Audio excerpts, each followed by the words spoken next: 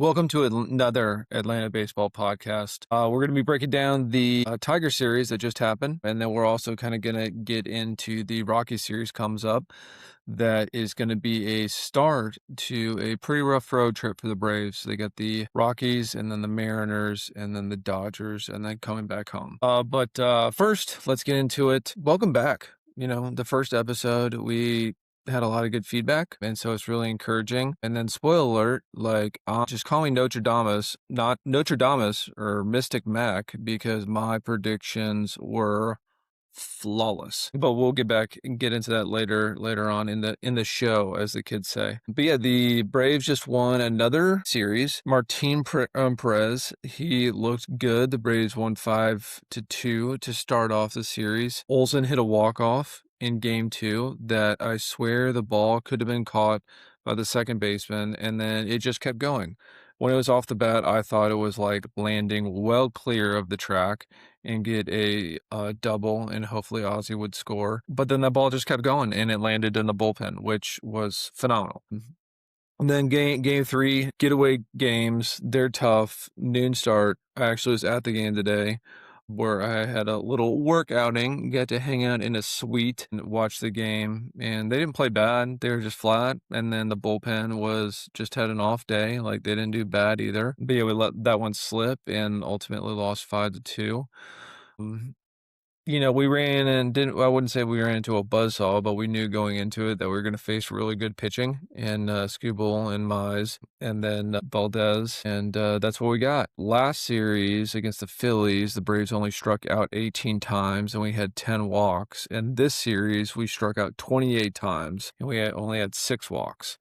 So, I mean, that definitely had something to do with it, with the bats not putting up a whole bunch of runs this series, but to be able to get two wins is still pretty impressive. The leaders in the clubhouse, always my guy, once again, coming in strong, went 4 for 10, 2 home runs, 4 RBIs, 2 walks, and only 1 K, which I think the walk to strikeout ratio is awesome right there.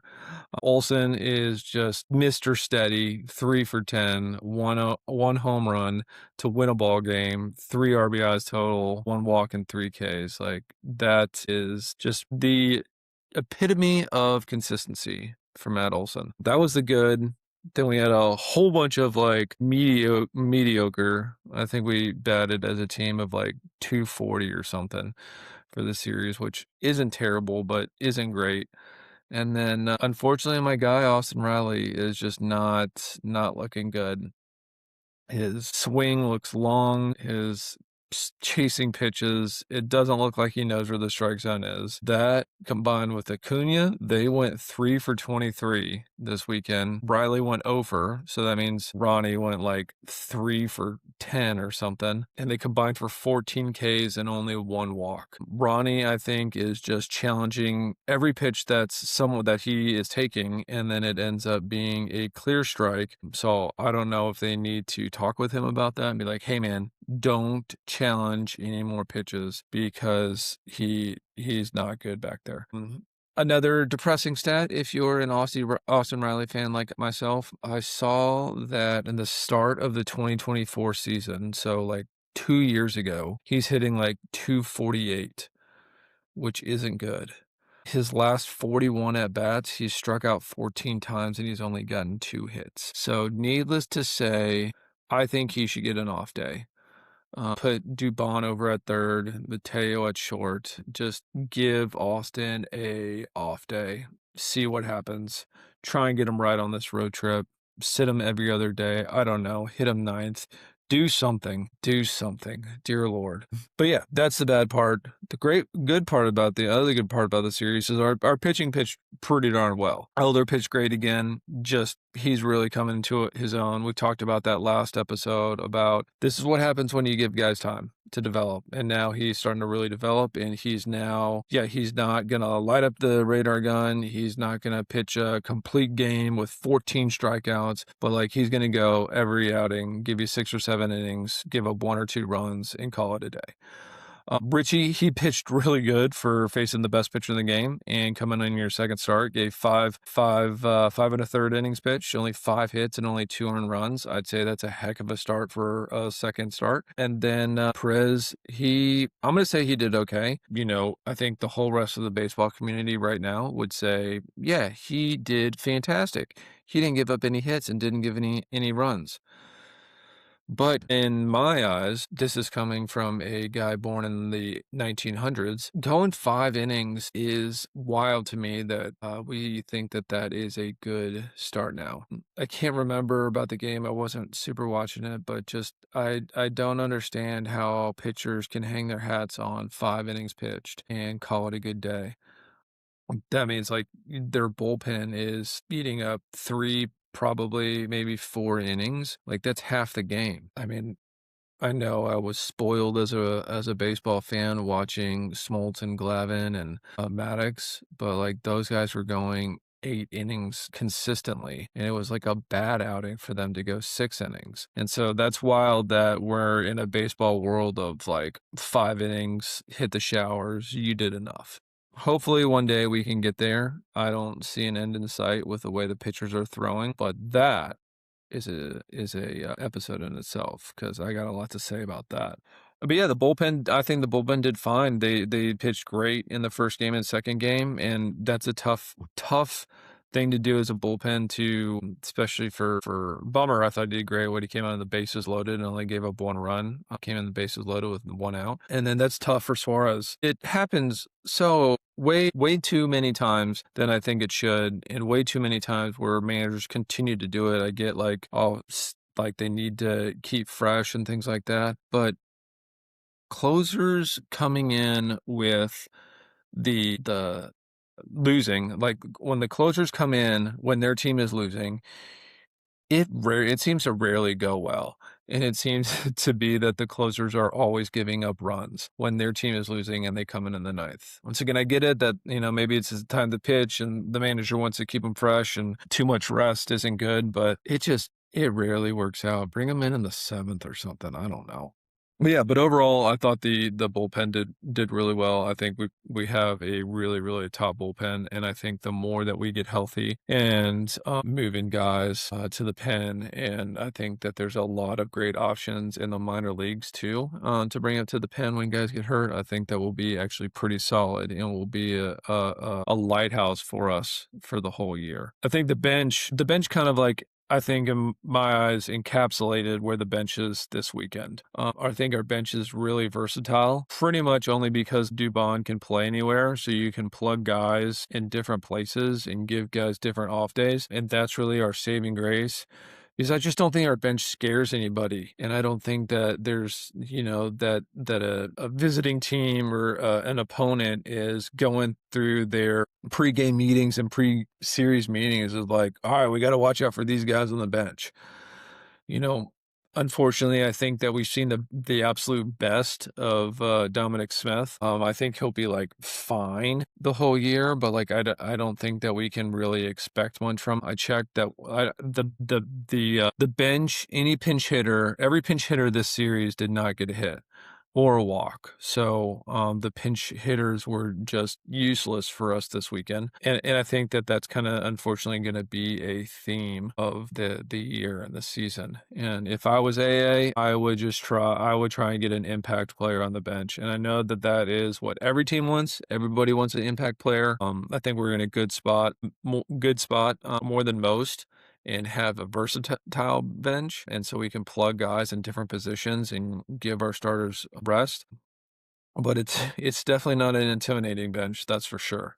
Standings, no one changed, but you guys can check that out for yourself. I think it's just awesome that the Mets continue to find ways to lose, and they are just on another losing streak, which, suck it, Mets. And then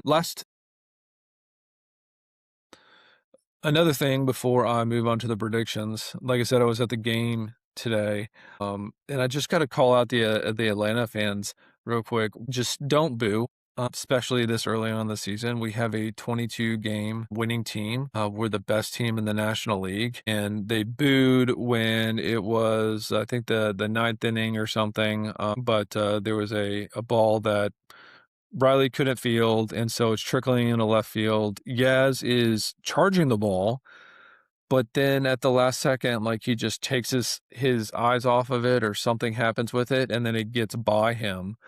Like, he wasn't loafing, he wasn't not hustling, he just, like, made a mistake, and then the run ended up scoring.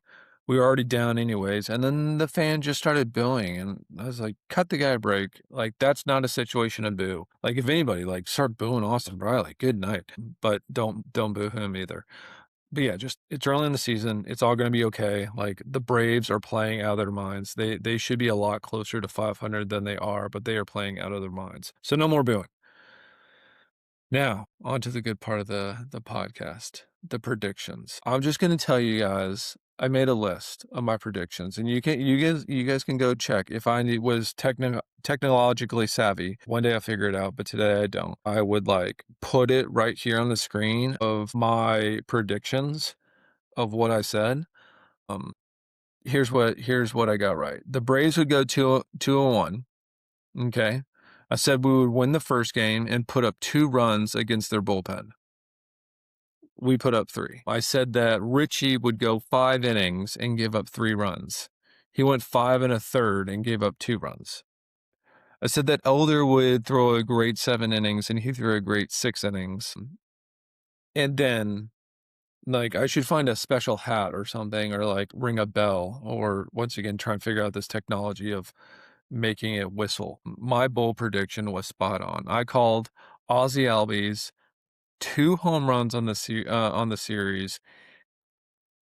Game 1, big home run. Game 2, leading up first inning home run off of the best pitcher in the league. I mean, that's all I got to say. That's all I got to say. And for all those who've been like, "Oh, what did you get wrong?" It doesn't matter what I got wrong, because I got so much right. It's It's almost like I know what I'm talking about. But moving on, unfortunately, I have to move on from my great predictions, but I'll just stick around till I have my other predictions. All right, Rockies trip. I think it's going to be an awesome trip.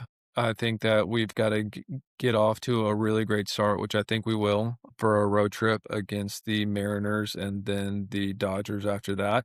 And so we really got to start off strong and beat this easy team, the Rockies. Although they're not as bad as they were last year, they're still pretty bad, still in rebuilding mode, still have a lot of young players, which means that they're very streaky. It's also another lefty series. 2 out of the 3 starters are lefties. They're going with Quintana, hopefully that's how you say his name, and then a TBD, which I hear he's pretty tough, old to be determined, and then Freeland. Quintana and Freeland are lefties. Quintana's been struggling. He's got like a 5 ERA or something, but he did have a good start last game. So we'll see how it is, if it's, his starts of old, or if he's kind of figured something out in the last start. And then Freeland, he's only gone over 5 innings one time. He throws a lot of pitches, gets into a lot of jams, and he can't last long. So hopefully TBD means it's a bullpen game and they throw a lot of bullpen guys, because then Freeland coming in game 3 doesn't throw a lot of innings, goes back to the bullpen, and we can really capitalize on him. So I think that our hitters have a potential to put up some runs. I hope so. But then for us, we're going Holmes, Sale, and then Strider's back. Strider is getting the first start of the season for him, and I'm pretty excited to see how this is going to go. Holmes, he's, up and down, just an incredibly beautiful head of hair, first of all, and that's really all you need to know about Grant Holmes. Just an incredible hair. But I think he'll do really well. Sale, we don't even have to talk about Sale. He's an absolute stud. I think they're 4 out of his 5 starts, he's only given up 1 run. And so let's keep that going, because that guy is an absolute animal. Still don't understand how his arm doesn't fall off after every pitch, but he's just a machine. And then Strider. I'm really, really interested to see Strider. I saw a couple of his minor league highlights. He looks good. But the key with Strider is his velo. And I hate that, like, in a world of velo, that I'm even saying, like, we gotta watch for his velo. But if he's pumping it up there in the high 90s, that really, I think it's back. I think that means he's back. When he came back from the injury earlier, like last year or something, and he was just in the low 90s and he just didn't look right. So hopefully after an off season and like really, really recovering, he's coming back in the high 90s, which I think would be a huge, huge boost to this team. Just a guy in the clubhouse like that, I think can really, really help us. So the Rockies, kind of back to them real quick. Like I said, I don't think that they're very good. They're not as bad as last year. But they're 14-18 this year, 5-5 in their last 10. And then another thing you really just need to know is that they've swept the Mets, I think 2 series ago, which you always need to point out when the Mets get swept, which is happening a lot these days. They're two good hitters, and they're really good hitters, is Hunter Goodman and Mickey Moniak. I want to say both are about the same, 8 or 9 home runs, 14 to 17 RBIs. But Mickey's hitting like 315, which is pretty good. And so then the last part of it, the predictions. Since I'm Mystic Mac over here, if for those betting fans out there, you can take some notes and probably win some extra cash. But I predict a series sweep. I think the Rockies are not that good, and I think the starters that they're throw out there, the Braves do really well against lefties. Kind of proved it this series. But I am though concerned with the offense. I think that hopefully that even though they were really great pitching, there was a lot of concerns about how the offense hit and their approaches, and the fact that just it's Olsen and Albies just carrying the team right now. So if those two like just have a couple off days, like we may drop a series in Colorado. But I hope it kind of goes the other way, where got the high altitude against bad pitching, and it's like a get right series for the offense going into a Seattle and LA. I think that is best case scenario because I think our pitching is going to be good. The glorious hair is going to have a good outing. Sale is going to dominate, and Strider, I think, is going to have a great, great first outing, I should say. So hopefully it's a good get right series. I think it will be. I think some guys can figure it out. Hopefully Ronnie just doesn't challenge any pitches and just focuses on hitting the ball early in the count and just driving it. And a couple other guys will go and, dear Lord, help Riley get a hit.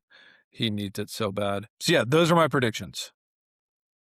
But my bold predictions: Spencer Strider, first start back, striking out 8. You heard it here first. Spencer Strider, first start back, striking out 8. That is my bold prediction. Lock it in. But that wraps up the show. Thank you so much for tuning in. Please send us a question. Just find us on all of the social media, Atlanta Baseball Podcast, or I think on a couple of the platforms, it's ATL Baseball Podcast. Either way, thank you for the support, and I'll talk to you guys at the end of the series. See how we do. Hopefully, it's going to be a sweep. Strider striking out 8. Lock it in.